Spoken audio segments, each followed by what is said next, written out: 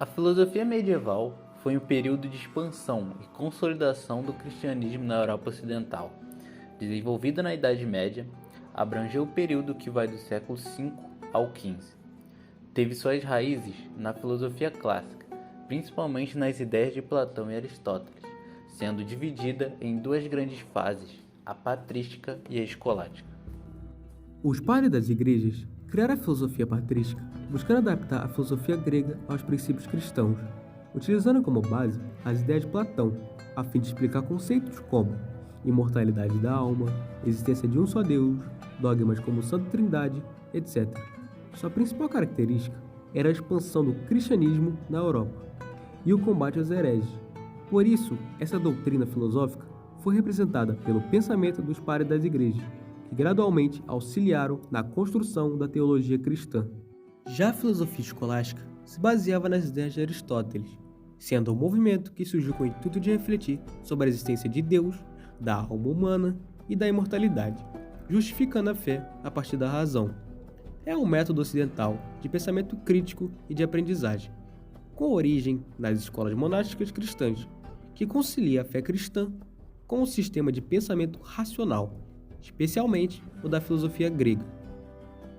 Por isso defendiam ser possível conhecer Deus através do empirismo, da lógica e da razão, além de também defender a doutrina cristã das heresias, que ameaçavam romper com a cristandade. Aurélio Agostinho de Hipona, conhecido universalmente como Santo Agostinho, foi bispo de Hipona, uma cidade na província romana da África.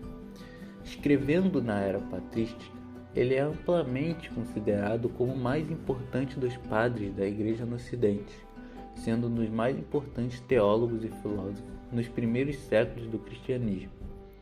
Suas principais ideias envolviam a conciliação entre a fé e a razão, e suas obras foram muito influentes no desenvolvimento do cristianismo e filosofia ocidental.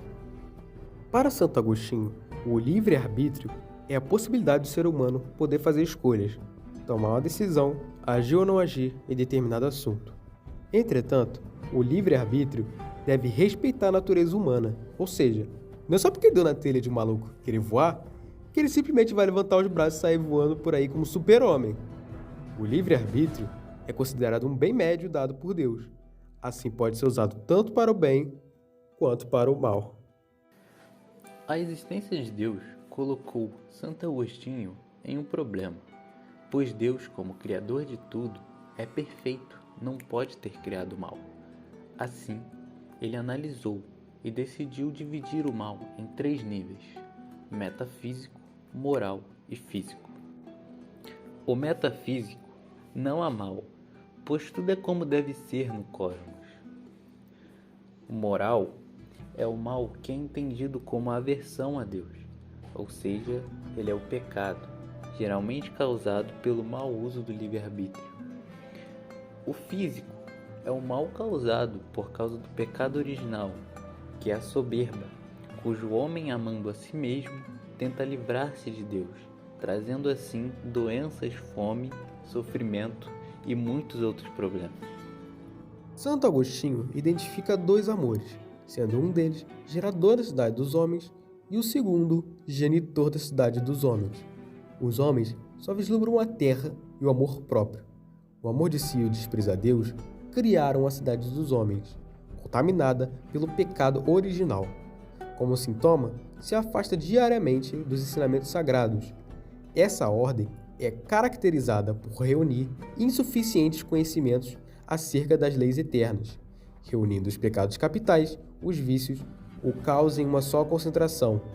Entretanto, encontra-se sempre em busca a paz social.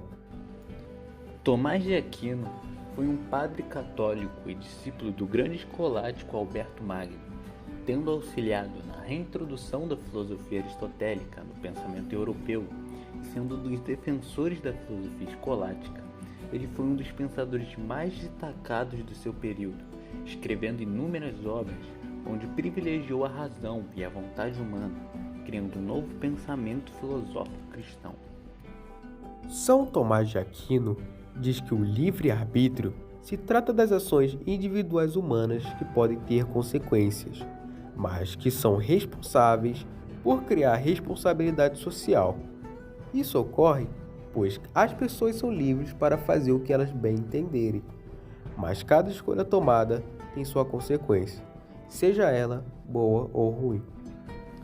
Assim como Santo Agostinho, Santo Tomás de Aquino acreditava na existência de uma lei divina de Deus e outra dos homens.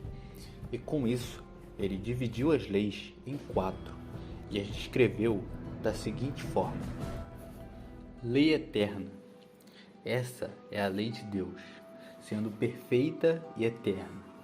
O homem, por ter cometido o pecado original, não tem acesso a essa lei. Contudo, Deus nos daria 2 formas de conhecê-la, sendo pela lei divina ou pela lei natural. A lei divina são os textos sagrados, aqueles que contêm a palavra de Deus. Esses textos devem ser interpretados para que os humanos possam chegar à lei eterna. Já a lei natural é a ordem natural das coisas. O ser humano a descobre através da razão, e se raciocinar corretamente, ele chegará à lei eterna. Por último, temos as leis humanas. Essas leis foram criadas pelos humanos para conseguir viver em sociedade, mas, para serem justas, elas devem refletir, de certa forma, a lei eterna. We ain't hesitating, bullies get the blazing. I'ma lay 'em down like he in a line.